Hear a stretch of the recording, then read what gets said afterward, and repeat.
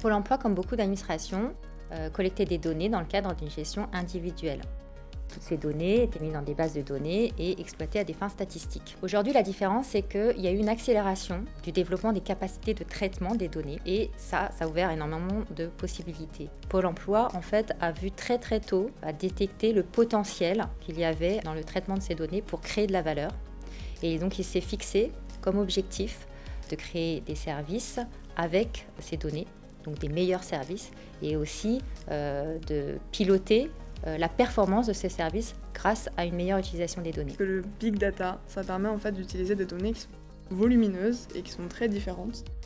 Et l'idée, c'est de croiser toutes ces informations pour en sortir de la valeur. La donnée, c'est quelque chose de simple. C'est par exemple quand un demandeur d'emploi crée son profil sur pôle emploi.fr ou quand une entreprise est en train de créer une offre, par exemple.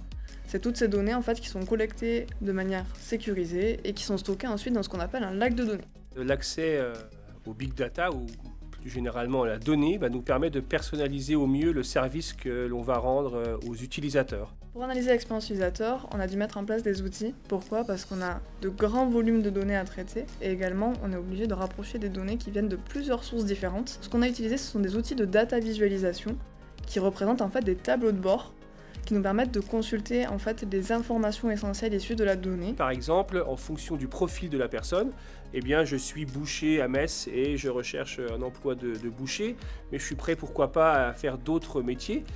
En utilisant les données collectées par les personnes qui étaient également en recherche d'un emploi de boucher à Metz, on est capable de savoir vers quelles pistes professionnelles ils se sont tournés. Et donc on va pourquoi pas pouvoir dire au boucher, tu peux aussi également postuler dans des supermarchés. On va aussi pouvoir lui pousser des services annexes comme par exemple comment faire un CV.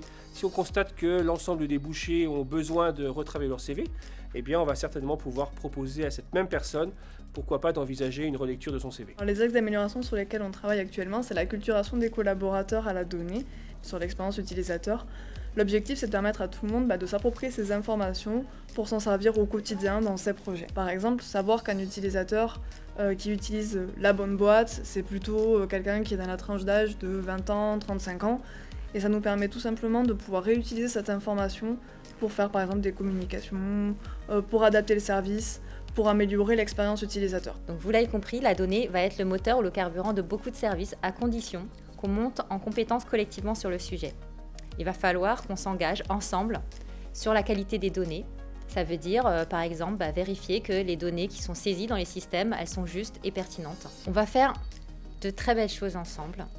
Pôle emploi est prêt à relever ce défi avec à la clé de l'efficacité, une meilleure expérience utilisateur et du retour à l'emploi. C'est notre mission.